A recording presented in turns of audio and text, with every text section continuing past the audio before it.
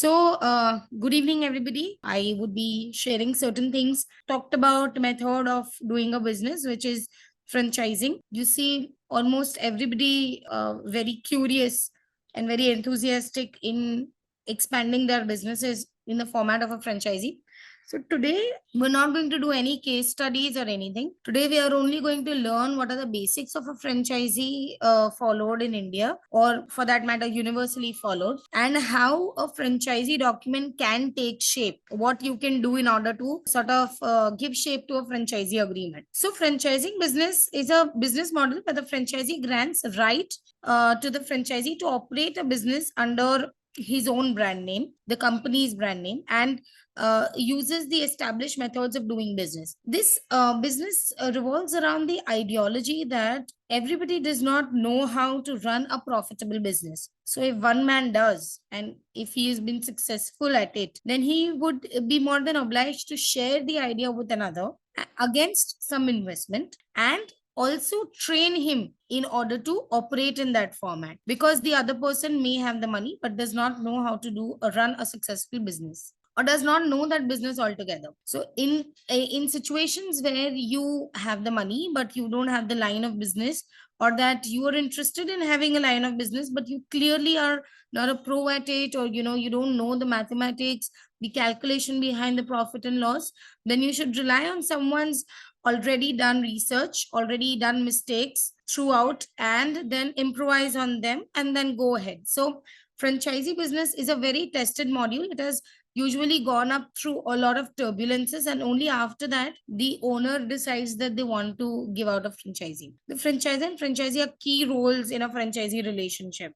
So one is the person, franchisor is the person who is giving his business idea to another. Franchisee is the person who is investing in the business idea in different methods. And a lot of IPR is involved in here, a lot of relationship building between both the parties, a lot of mathematics goes into, sort of drafting these contracts, which we'll come across in the next few slides. So what is the purpose of a franchisee? Evidently, as I told you, I have the money, but I don't have the business.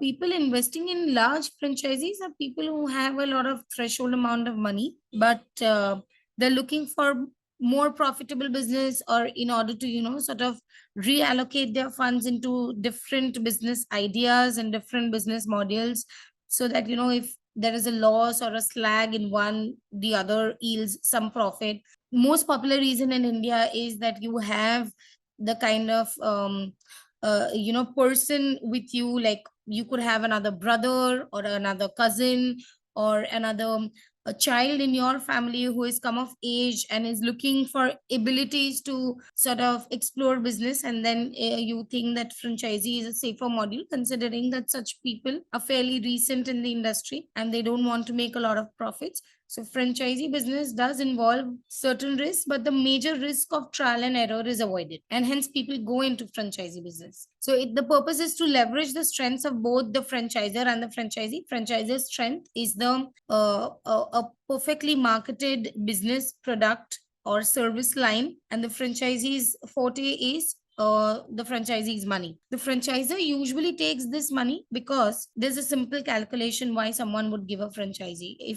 If I have a clothing brand, okay, if I'm manufacturer of a particular type of material or garment, then why would I not have my own 50 stores instead of giving franchisee to people and complicating things with having more people involved in the business? Simple reason, the money. I might have the capability to open 5 outlets, but those 5 outlets are running very successfully. New areas can be covered under that particular business module, and with that there can be a great profitability, but I don't have the money. And if I go to the bank, there will be a certain rate of interest the bank will charge. Against that rate of interest, the amount that I have to give in return to the franchisee as the return of profits, the commitment that I have to make is very low. So hypothetically speaking, if the bank is charging me at say 18% per year, the maximum output that I have to give to the franchisee in terms of the profitability of the business cannot exceed more than 12 to 15%. 15% is a very ideal situation. Extremely ideal and profitable situations give 15% per annum. Otherwise, if you invest in any business and you see that the annual return is between 10 to 12%, that's a good business for a start. No business gives 10 to 12% of return. So coming to the next point, please. Now, franchisee agreement is basically the crux of this entire relationship. And unlike in the US, we don't have a separate accounting standard or method of conducting a franchisee business. So in the US, I might draw your attention that in countries of US, if someone wants to give a franchisee, say Taco Bell, for example, they have a very elaborate list of questions which they have to answer. There is a registration authority in which they have to submit the answers of these questions to. This document is known as a franchisee disclosure document. That authority, which is a franchisee registration authority or franchisor registration authority, they read these questions, they go through these answers, they also check the relevancy of the documents, everything, like what is the current business module, how strongly it is functioning, what are the profit that the current business model is making, and how they are making the profit.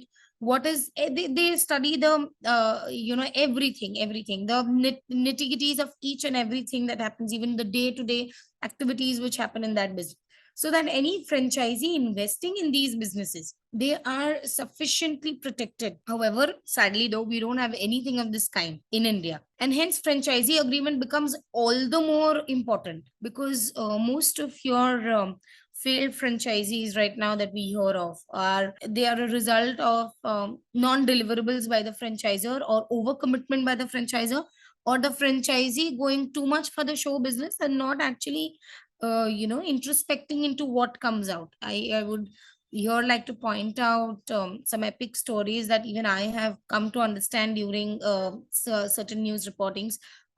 Say MBA Chaiwala, for example, it was an overly committed model. It did not lead to any profits as they had promised. I've never come across an MBA Chaiwala documents. I don't know. I can't.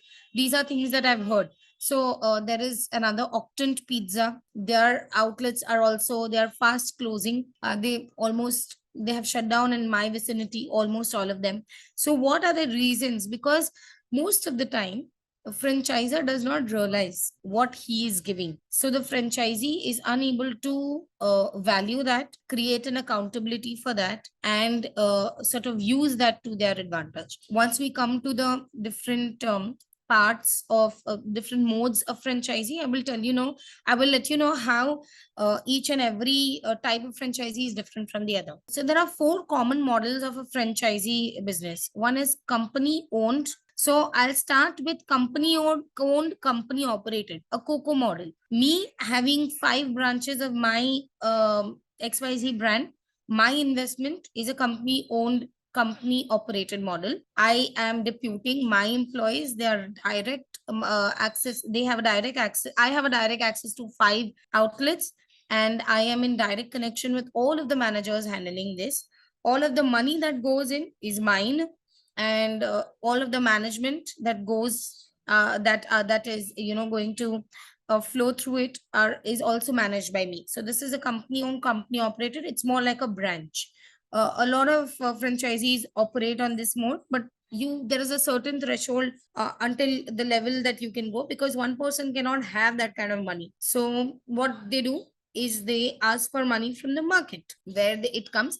Where the second thing comes, franchisee owned, company operated. So these are typical modules where the franchisee gives the bulk of money to the company, entrusts them with all of those things, and the company operates these outlets. The manpower, though registered in the they are in the on the payroll of the franchisee's company, but the instruction and the handling is done by the company only. The company also looks after the daily supplies, the daily activities, the trainings, and all of these things. And all of the money that comes out of it is then distributed as per the contract. So I have explained 2 modes. These are 2 models. The third model is franchisee owned, franchisee operated. The franchisee invests in the business, the franchisee only operates the business. This is most typically followed. I am investing in a company's business and I am running that business as well. And then there are companies who have the money, but they don't have the direct manpower to engage these people. So they have company owned, franchisee operated. The store or outlet is owned by the company. The monetary investment is by the company, but the franchisee is operated by a third party who is either typically their employee or another external agent who is sort of managing the day-to-day affairs of the business model. So what are the questions you should be asking in a franchisee agreement? uh, Obviously the name and address. What is the nature of the product? You will list down the product, all of them. List of equipment. What are the equipments that will go into establishing this kind of the kind of business?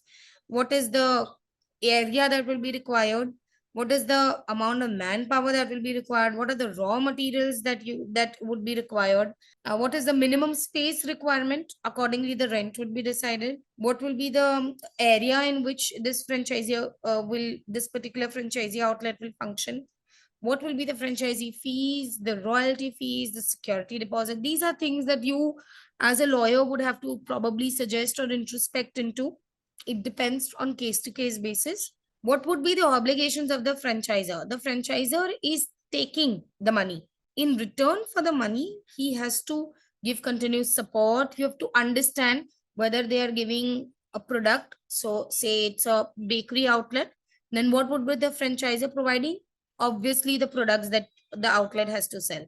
Then what are the trainings in case, say I've drafted franchisee agreements for preschools. So in preschools you don't have like a tangible thing that the franchisor could give, but it gives trainings. I have a restaurant franchisee which gives they give HR services. The most important thing that a restaurant would need is good manpower, good kitchen staff, great menu. So these are things that the restaurant gives. So you have to identify what is the USP of the franchisor. Is there a registered trademark of the franchisor? That is the first and the most important thing that decides your IPR, which we'll discuss after some time. What are the, who has to take the cost of the insurance, the AMCs, the other utilities, the infrastructural insurance, all whose obligations are that going to be? What will be the payment terms? Are there going to be any return policy in case there is a product? These are things that you have to understand. What would be the termination? What would be effect of termination? What would be the dispute resolution mechanism?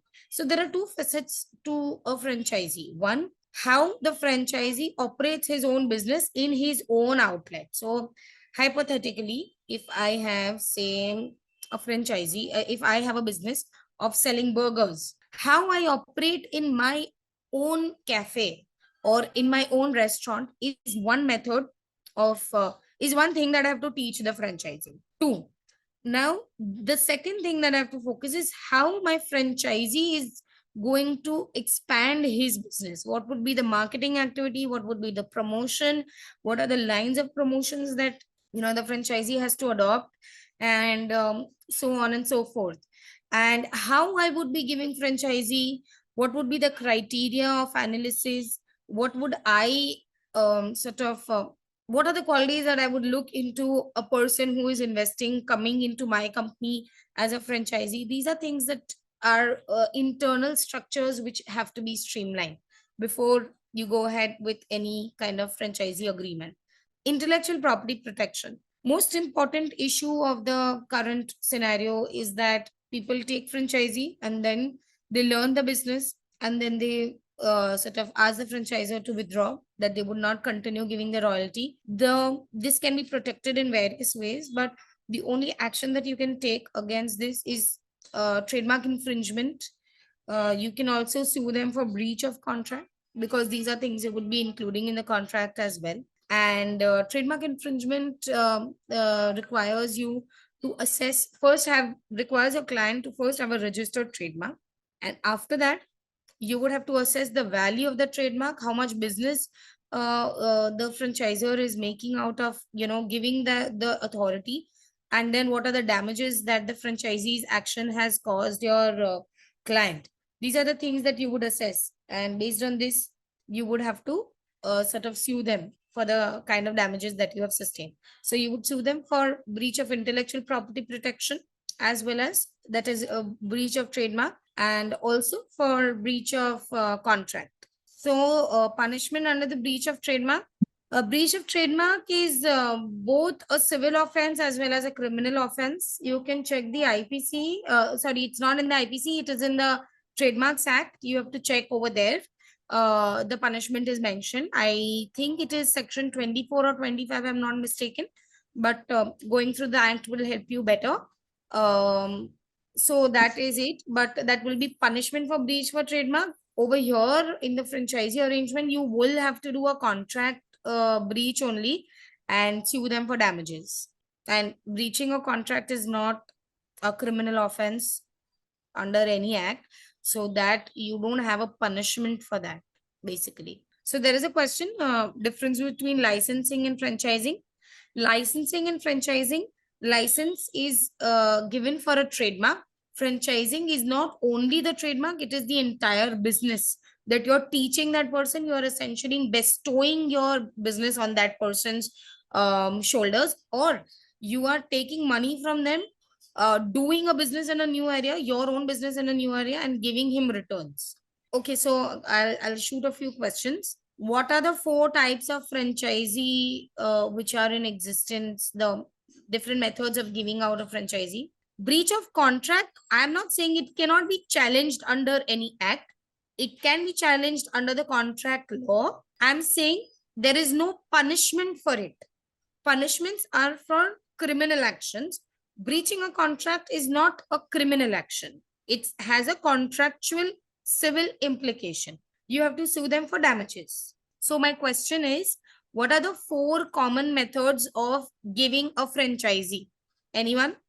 Difference between agency and franchisee. So agency, according to me, is more connected only with the marketing aspect of a business. Okay, not the operational aspect of the business. Whereas franchisee includes both operational and marketing. It's an entire business that you are doing. It's just that it is done by someone earlier. That someone earlier is giving you an SOP that this is how you have to run the business, and you're running it in that way. So if the question is, what is a single unit franchising? Then a franchisee investing only in one particular area of an outlet, one single unit, is called a single unit franchisee. People who are, say, sort of investing in outlets like Zudio, Pantaloons, etc., etc., if they have the money and if they think that one area, so businessmen, they work in this way. They make investments at 5 places at one point in time, and then one area may be going a little down or may not be yielding as many profits, but the other area may be yielding like a rocket, the profits at a rocket speed. So all of these can be averaged into an overall profitable situation, and hence multi-unit franchising is done. A single unit franchisee is when I'm taking franchisee only for one particular area. So is there a key takeaway from this particular session today? Anyone who wants to throw light on what is their key learning, that one point that they've learned today? It's important that we go away with some learning. We have one query that participants want to know about the McDonald's model. So what happened? So just in a nutshell, can you shed some light on that? So yes, I'll do that. But there's another question. Is MLM a kind of franchisee? No, it's not a kind of franchisee. MLM is a multi-level marketing, almost illegal in certain aspects. The law is very divided on the opinion, but MLM is not franchisee. It is different. MLM, again, you are selling one niche product, or you're selling an idea through layers and gaining out of only selling that idea. There is no proper product selling or any service which is sold. You're just making people believe in one system and then making money out of that. So not a franchisee business. And about McDonald's. So McDonald's, it seems, as I have limited reading because I have not prepared for like a case study kind of thing. But as I understand, McDonald's has a very twisted way of doing business. They invest in the real estate, not in making burgers. So they will make the franchisee sort of purchase an entire estate or an entire property, and in that they would function and they would give the rent part of it to the franchisee with some returns of profit. So this is what I have come to understand, or maybe so that I have heard. I have not gone into the depths of it. Okay. The next question in the registration form was, what are the statutes applicable to a franchisee business? So preliminary statute is your law of contract. Okay. Then you have GST, which is applicable. Then you have income tax applicable in many ways. Then you have a lot of labor law, labor compliances which are applicable. But preliminary, as for the business, only law of contract is applicable, because we don't have any statutes which is regulating franchising. Obviously, trademark and IPR would be applicable, considering that the major amount of this comes into my brand name spreading all across India. So yes. Okay. The next question is that, do most franchisee businesses follow a standard form agreement? Yes, they do. Okay. I am not sure if Pizza Hut, Burger King, and Subway operate in a similar model. I don't think so, because as I told you, you would very rarely see a McDonald's relocating at a different place. But Pizza Hut, Burger King, Subway, they relocate. The reason is that McDonald's invests in the place, in the outlet, in the area, not he's not giving the franchisee sort of return in the business that way. They are giving rent and those benefits. But Pizza Hut, Burger King, say apna this also Lapinos, they're all businesses where you are investing in the business and then you're paying the rent to the original owner separately. So though if you want to start a business but you don't know the which business to do, or you are lacking experience, the franchisee is a good option, absolutely. But reading the franchisee agreement is the most important thing before you make the decision. There are incidences of many failed franchisee, and since there aren't many laws which govern this, your money could go down the drain. So this could be a key takeaway, but it has some asterisks attached to it. If I want to run a franchisee business, मान लो कि मैंने एक कोई particular चाय का मैंने एक ये खरीदा है, फ्रेंचाइजी खरीदी है, और साइड बाय साइड मुझे अपना खुद का दूसरा प्रोडक्ट्स भी बेचना है. So is there any kind of legal requirements, मतलब what kind of legal requirements I have to submit? Yes, so franchisees जो होती है ना, the same place where you set up a franchisee business, they do have the requirement that you cannot sell any product or any other service or anything else without their prior consent, and that you are bound by the contract. Because if you see something not so something that the brand is not selling in under their name being sold at that place, then it could have implications. Food mein to काफी implications हो सकते हैं, but consumer wise also, if I'm looking at it, the person who is coming to buy that product doesn't know whether it is sold under that brand name or someone else's personal name or something. Okay. They are just going to say that I went to Pizza Hut, I instead of pizza I had like a seek kebab, and I fell sick. So Okay. implication come on the Pizza Hut, not on the franchisee. Thank you so much for such an enlightening webinar. It was a great session. Thank you. Thank you very much.